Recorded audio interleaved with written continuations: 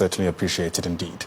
So vehicle tracking and recovery company Netstar has reported growth in lockdown compliance by its customers. Company research has shown that the lockdown has impacted on road use, fleet activity and traffic volumes, with new patterns emerging.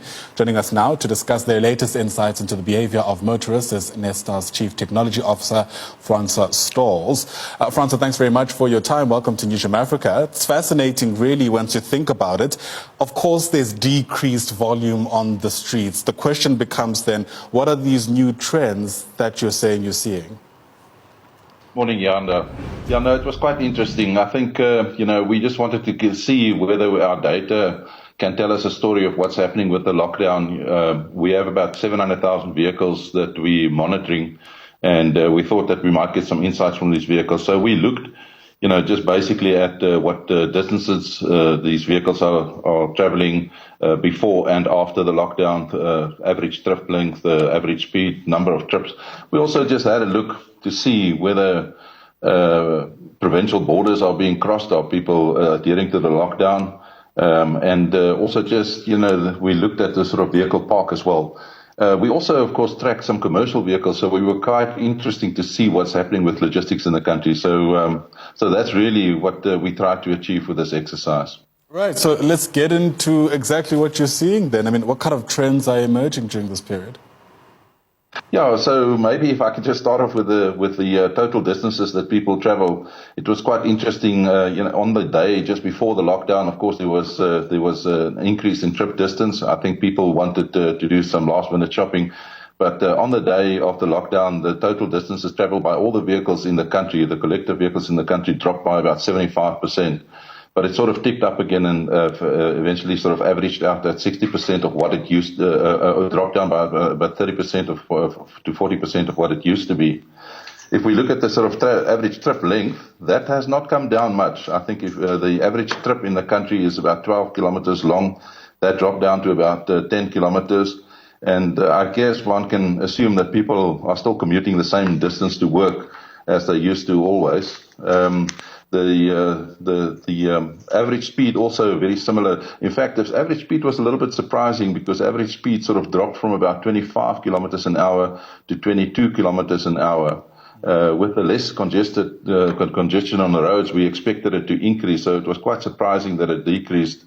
And I guess one can just assume that, with less traffic on the road, people are less rushed, or the few people that's still traveling, the 30% of people that's still traveling.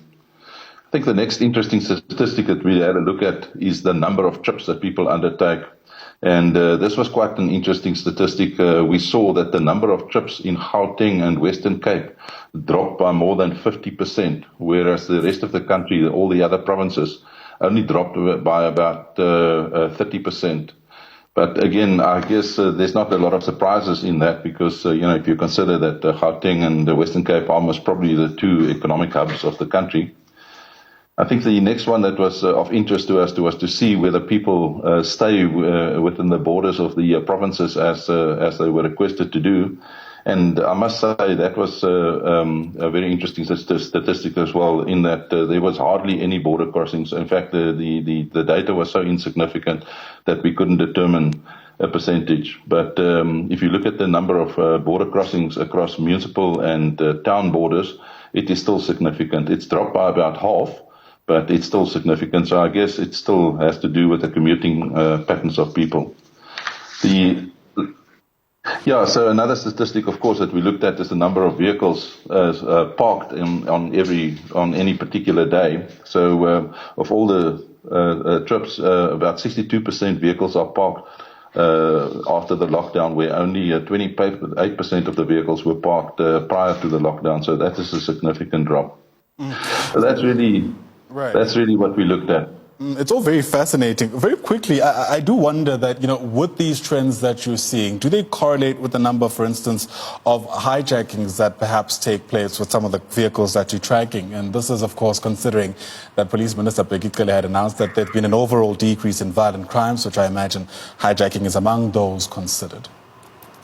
Yes, and I think that was also very interesting. Of course, that's a big part of our business is stolen vehicle recoveries and dealing with hijacks and so on. And it was quite interesting that the day after lockdown, it dropped down to zero. This was unprecedented. We've never seen something like that in 25 years. But of course, I think that was just the day after the lockdown. It sort of ticked back up again.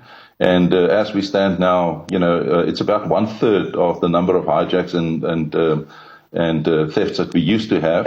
But what is quite interesting is that the recovery rate, our ability to recover stolen vehicles, has gone up to 100%, in some cases even higher than 100%, where we're recovering cold cases, vehicles that used to be stolen or that were stolen a long time ago.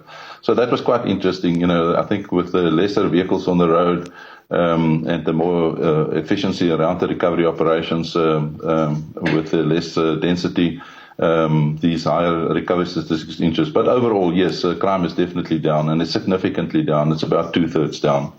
That's absolutely interesting. Well, I imagine sooner rather than later we'll be able to sort of attribute these trends to some kind of known reason behind why some of the variances are taking place. But we'll leave it there for now. Thank you very much for your time and your insights. Francois Stores is the Chief Technological Officer at Netstar.